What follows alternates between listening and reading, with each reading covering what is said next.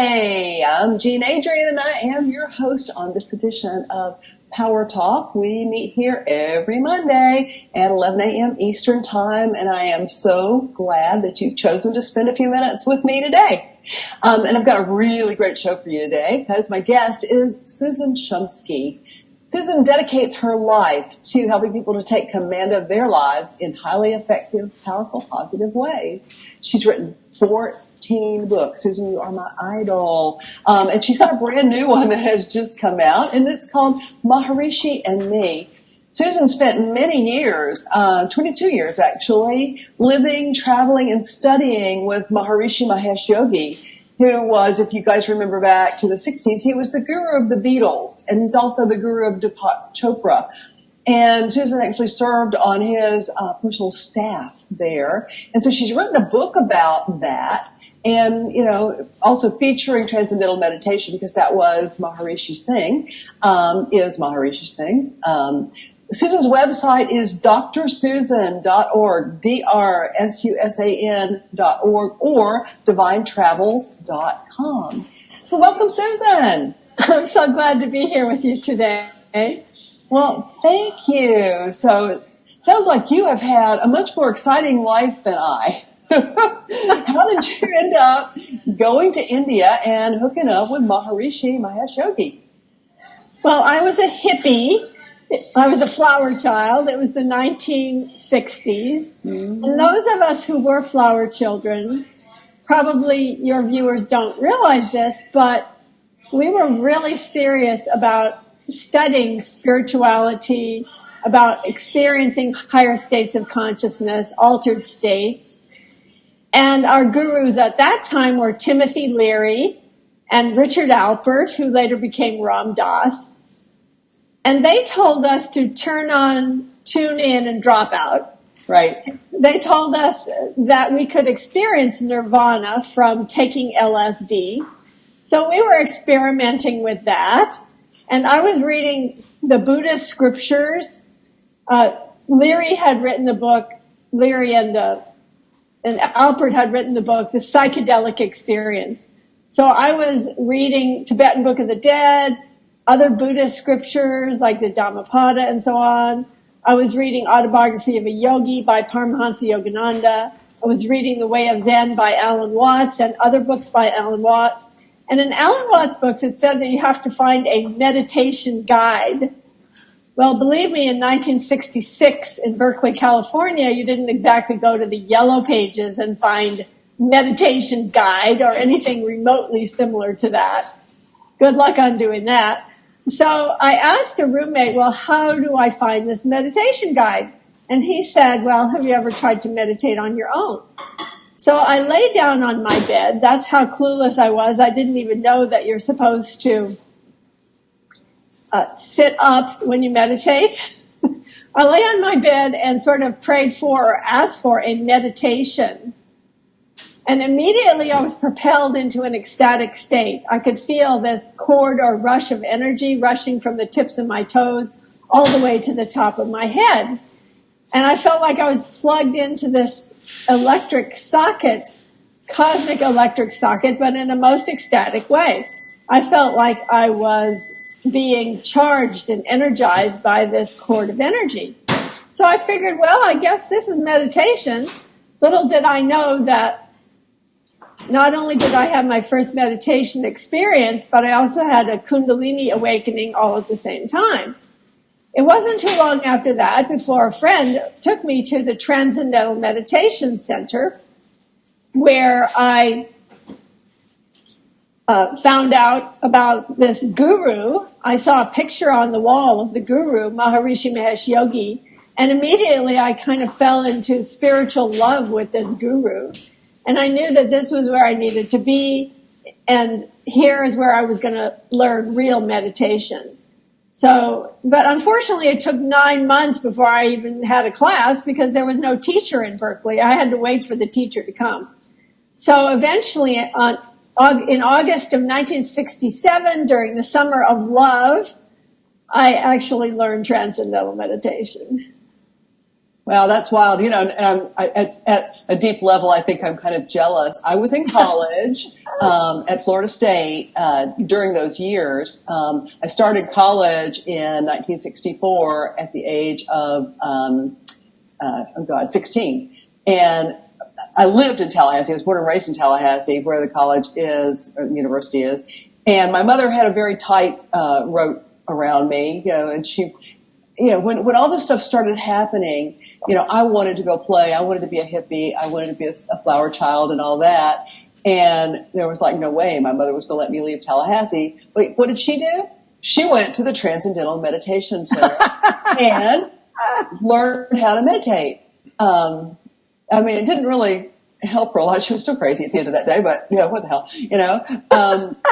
and I was always so furious because she wouldn't pay for me to do it, and she wouldn't give me her mantra, And I'm like, what?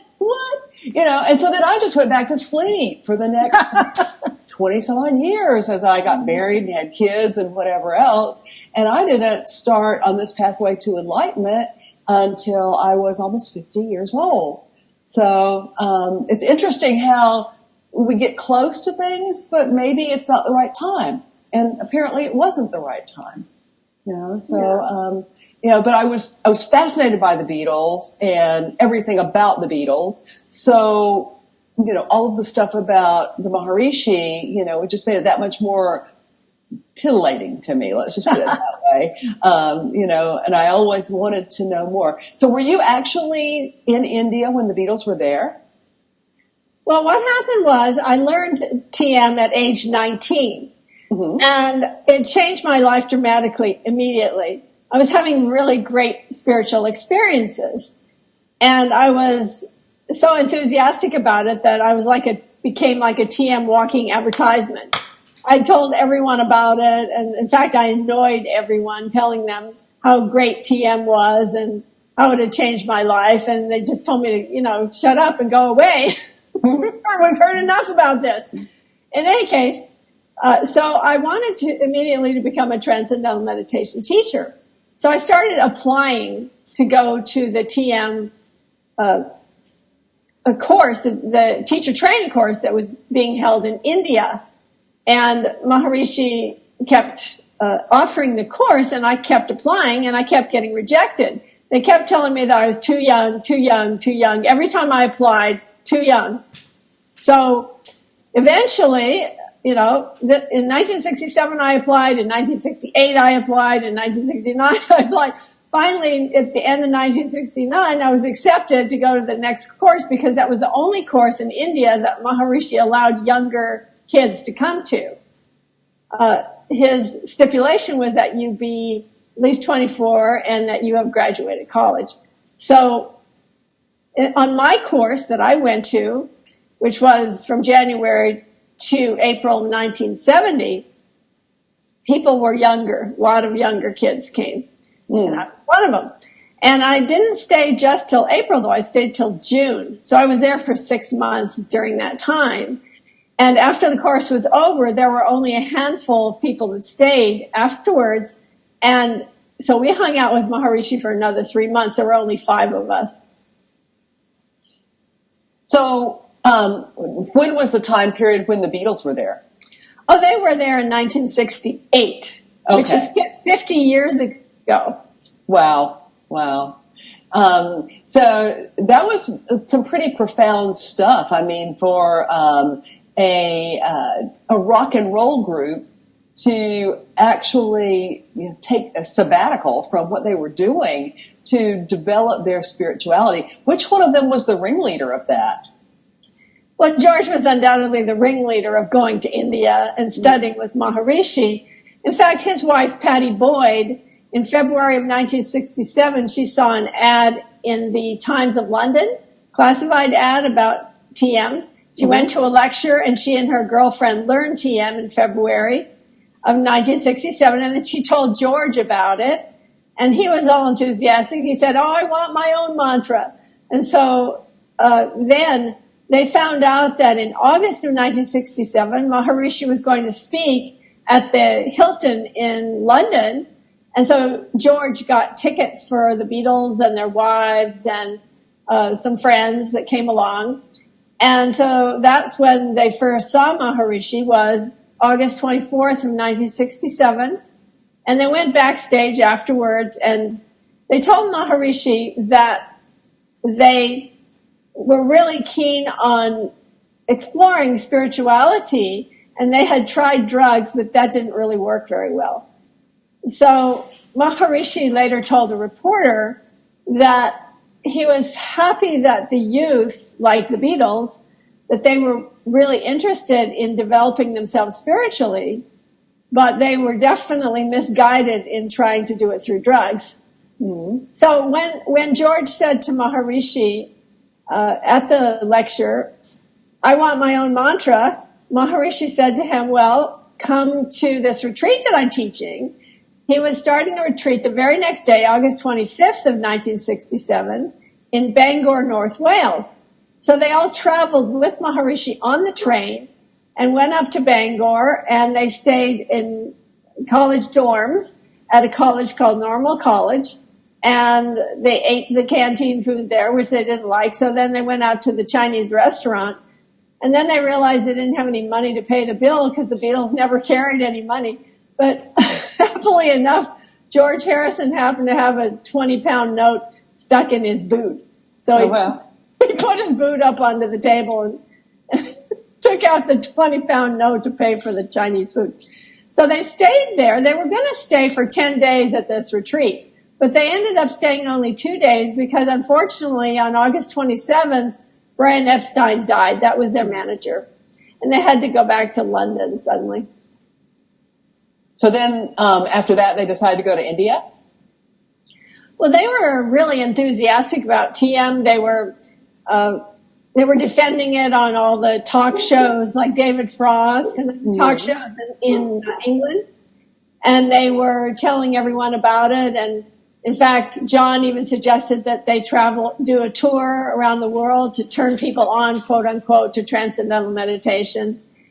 And so they were very enthusiastic about it. And Maharishi invited them to come to Rishikesh, India, to the next teacher training course he was going to be teaching, February of 1968. So they actually took him up on the invitation. And Ringo stayed just a couple of weeks. Paul stayed 1 month, and George and John stayed for 2 months. Wow.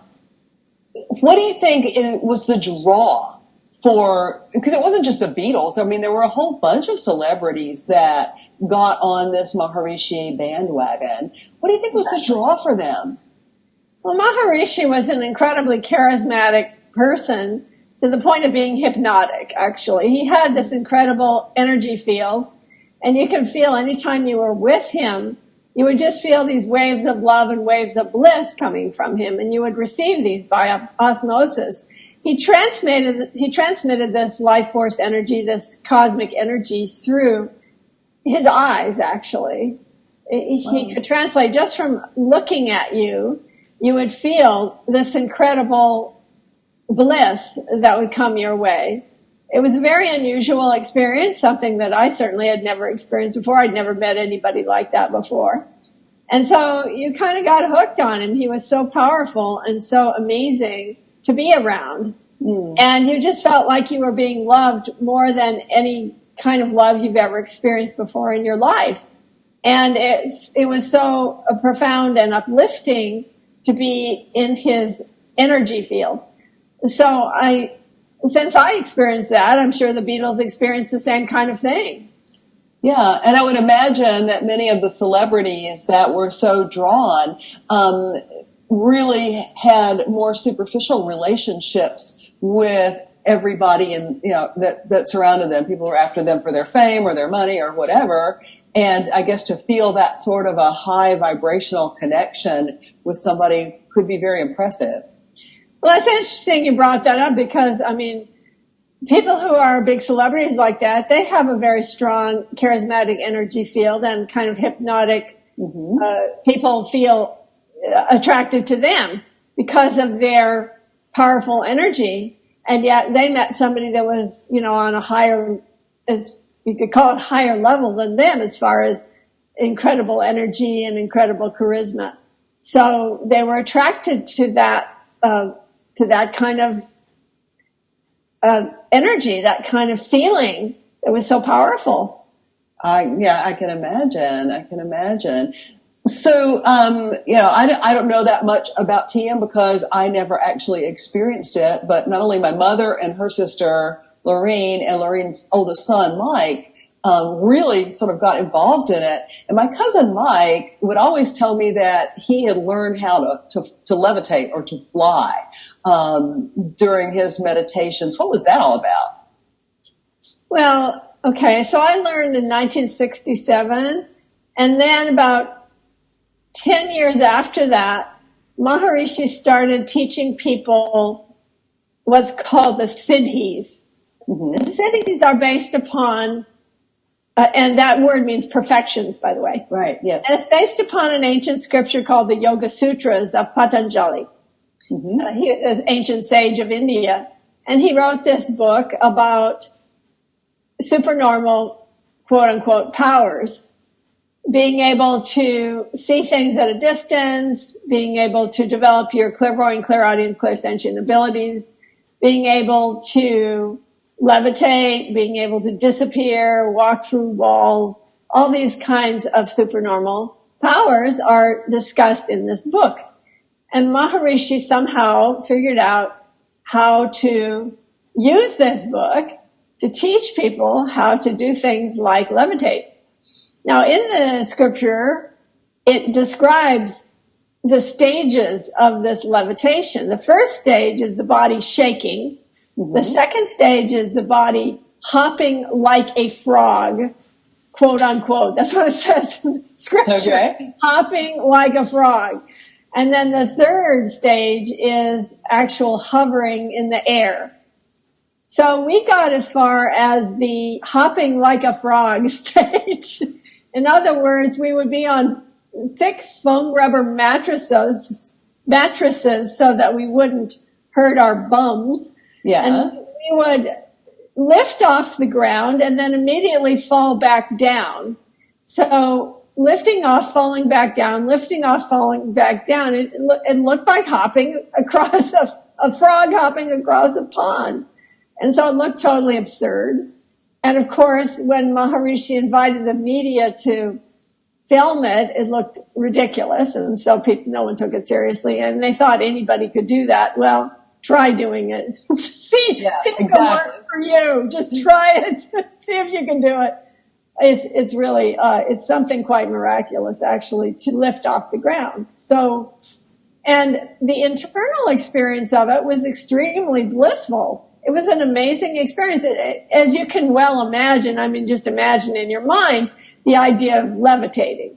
Sure. Obviously, you would feel very light. You would feel elated. You would feel exalted, as Saint Teresa had described with her experiences of that. So it was something quite different and unusual, and it really did work. So, yeah, I shouldn't say did work. It still does work. People still practice it. Sure. Yeah. And, TM's been around for a long time.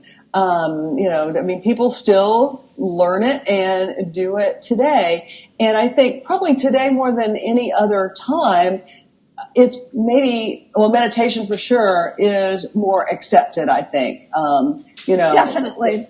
When Maharishi first came to the United States in 1959, there was no mantra, there was no meditation, there was no yoga, there were no martial arts studios on every corner, there was no yoga studios anywhere, there was nothing like that. Within 10 years, he made these all into household words. All of a sudden, everybody knew about meditation, they knew what a mantra was, they knew what yoga was. So he single-handedly made these into just normal things in pop culture. And it's become much more normal now. And with the David Lynch Foundation, which is adjunct to Transcendental Meditation now, it promotes Transcendental Meditation, with that becoming more and more popular, especially amongst the Hollywood elite and celebrities, TM is once again in the forefront, and all these celebrities are learning it. As a matter of fact, in my book, Maharishi and Me, I list 250 celebrities who have learned Transcendental Meditation. Wow. Major superstars that you'd be very surprised at. So it's beginning to rival Scientology as the religion of the stars, huh? Yeah, right. Exactly. Exactly, it is. Well, one of my most favorite record albums back in the day was the Beatles' White Album. And the rumor has it that a lot of that, the music on that album was directly related to their experience with Maharishi. Can you shed some light on that? Yeah, as a matter of fact, much of that album was written in India when they were in Rishikesh. John and Paul wrote many of those songs right there, and George wrote some as well. So, yeah, it very much influenced by Maharishi. Some of the songs that were definitely describing the teacher training course were Dear Prudence, Sexy Sadie, Continuing Story of Bungalow Bill, Back in the USSR, Get Back, and Everyone's Got Something to Hide Except for Me and My Monkey, Blackbird. Many of those songs, and if you're interested in any of them, I can explain what that was about. So did, for example, Sexy Sadie and Dear Prudence, did those relate to actual people that we might have heard of?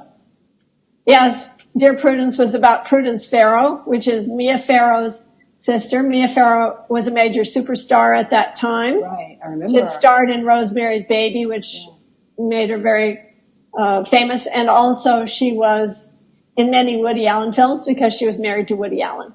Oh, okay.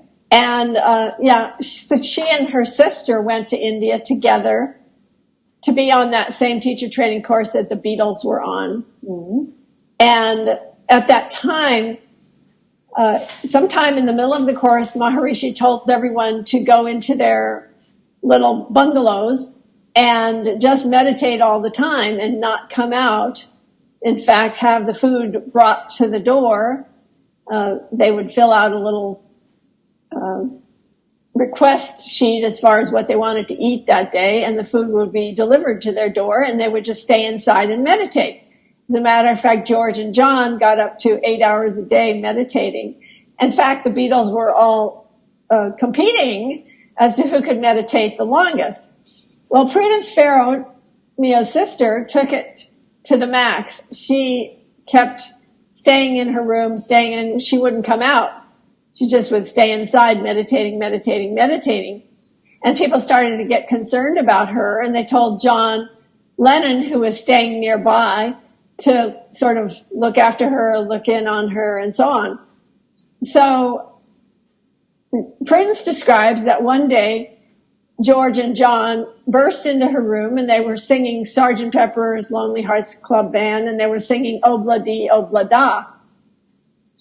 And she thought they were really sweet, and she was happy to see them, but in fact, she really wanted them just to go away because she wanted to just go back to meditation. So she actually never remembered hearing them sing to her Dear Prudence. Dear Prudence, the lyrics of that song are, Dear Prudence, won't you come out to play, greet the brand new day, the sun is up, sky is blue, come and we want to see you smile. In other words, the purpose of the song was to get her to come out of silence. But she doesn't even remember them singing it to her. She only found out about the song as they were leaving India. George told her that John had written a song about her. So that was one of the songs. And then Sexy Sadie was actually about Maharishi. Because George and John were the two Beatles that stayed and did not leave until April 10th, April 11th, around that time.